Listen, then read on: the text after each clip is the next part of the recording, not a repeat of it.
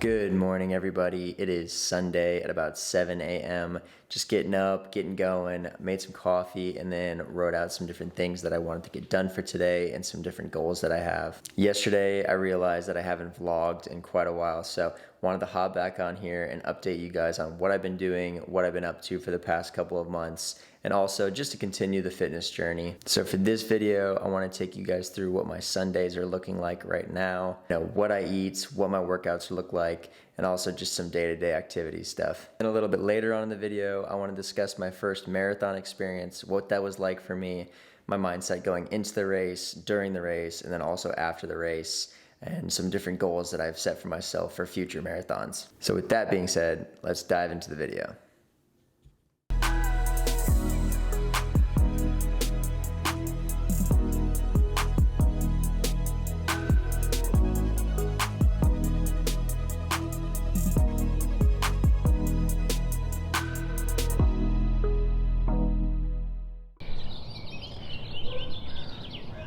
So the sun is just coming up. I'm about to do a little bit of stretching and then head out to do my 10-mile long run. And all my runs recently, and especially my longer runs, I've been really focused on keeping my heart rate down and focusing on MAF training, which is maximum aerobic function training. And the maximum aerobic function training is just a type of training that is focused on staying in the aerobic state rather than dipping into that anaerobic state. And in the aerobic state, your body is using oxygen to help produce energy. And then in the anaerobic state, your body is building up lactic acid. And right now, since I want very consistent training, I don't want to build up a ton of lactic acid, and I don't want to be sore for the following workouts. So the more I can stay in that aerobic state, the more I can build my heart, I can build my endurance, I can run further, faster. And as I get closer to my next marathon, I'll definitely focus on some more speed work, but for now, I'm just focused on good, consistent training to build that endurance. The way to calculate your MAF is to subtract your age from 180, and that is the maximum beats per minute that your heart is working at an aerobic state. It's something that's been helpful in my training, and hopefully it can be helpful in your training as well.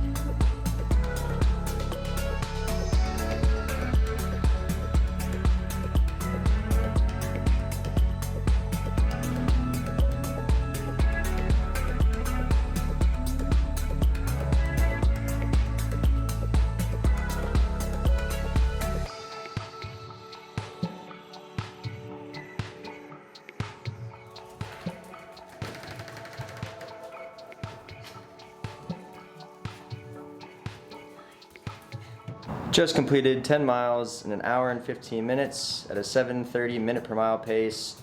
Average heart rate was about 155, so pretty solid run. So for the first meal of the day, I'm going to be having oatmeal with blueberries, peanut butter, and honey. I normally use oat milk, but almond milk works just as well, and I probably have this breakfast 9 times out of 10. I absolutely love it.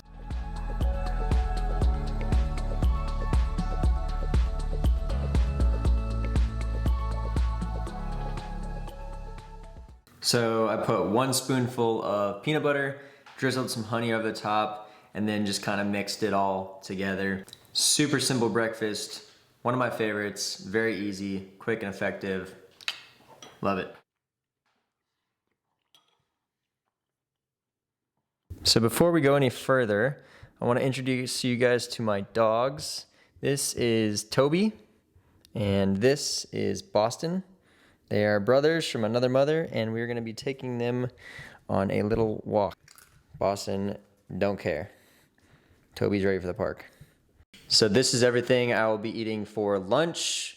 Over here, we're going to make a smoothie out of some berries, a banana, some peanut butter, some oats, orange juice, and some rice cauliflower. Normally I just like freeze this stuff and then throw it in the smoothies. It's a great way to get some vegetables and it doesn't really have any flavor. And then over here, we are gonna be making 3 eggs over easy with an English muffin and 1 full avocado.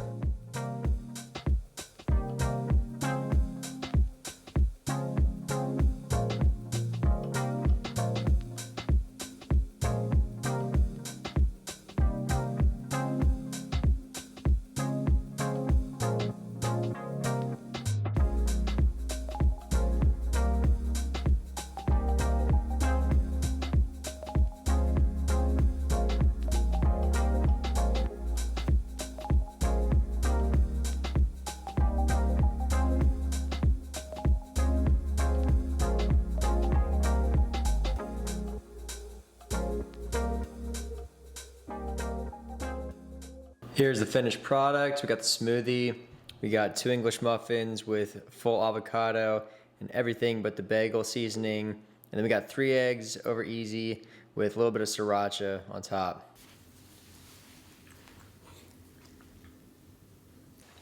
I want to talk a little bit about my marathon and my mindset before, during, and after the race, as well as some things I learned about myself and some goals that I have for the future.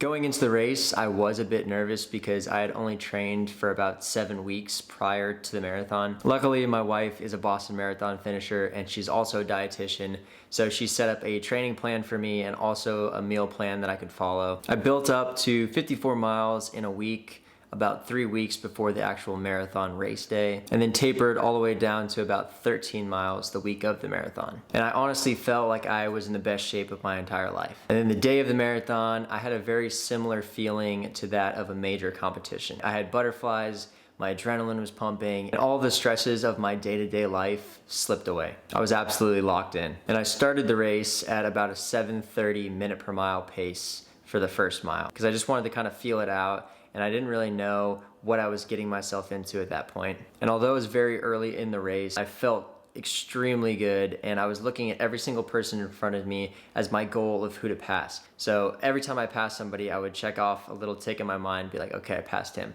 I passed her, I passed him, I passed her. And the race was going really good and I felt amazing. And then I remember seeing mile 15. For some reason, a switch went off in my mind, and I immediately kind of went to a pretty dark place. I felt like I couldn't breathe right. I felt like my lungs hurt, my legs hurt, my feet hurt, and this kind of came all at once. And I remember kind of panicking, thinking like, oh man, I still have 11 miles more to go. Like maybe I went out too fast, maybe I wasn't prepared enough, especially the way that I was running it. And the next 3 miles were absolute agony, and they felt like they were uphill the entire way. And during that time, I thought of all my failures and my downfalls and insecurities. I was feeling sorry for myself. And then I came around this turn and I saw a big group of my friends all holding signs, standing out of their cars, screaming. And that was exactly the motivation that I needed to kind of pick myself back up. And I realized that I was better than all my failures. I had trained hard and that I could do anything I set my mind to. In the next 8 miles, I averaged a 6:50 minute per mile pace, and I finished my first marathon in 3 hours and 3 minutes. After the race, I had this overwhelming sense of joy and happiness and accomplishment. And it was a surreal moment to cross the finish line and immediately run over to my wife,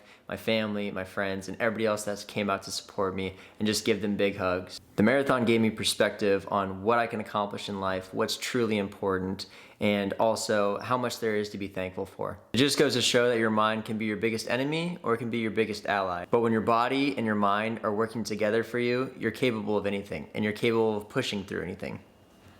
Highly recommend signing up for a race, whether that be a 3K, a 5K, half marathon, full marathon, ultra marathon, whatever it is for you. Crossing that finish line will be a life-changing moment and it'll be a life-changing experience for you. So my goal right now is to continue chasing the sub 3 hour marathon so that I can qualify to the Boston Marathon. And so now, to remind myself that every run counts, I've been wearing this hat right here, Boston Marathon hat my wife got from her Boston Marathon as motivation to continue pushing that sub 3 hour marathon pace. Exciting things to come. That's my experience with my first marathon, and I'm very excited for my next marathon as well. Tonight we will be making bone-in chicken thighs. You get these from Whole Foods, and then some mixed greens. So we're just gonna do kale and spinach, and then we're gonna do some potatoes as well. This is what we would be putting on the chicken. So we got some salt, olive oil, pepper, garlic powder, oregano, and parsley.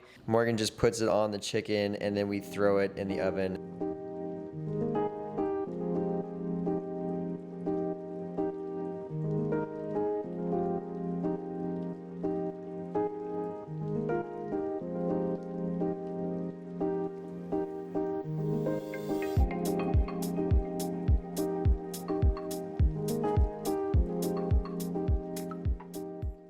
We got chicken, mashed potatoes, mixed greens, a little bit of parsley on top. Chef Morgan has done it once again.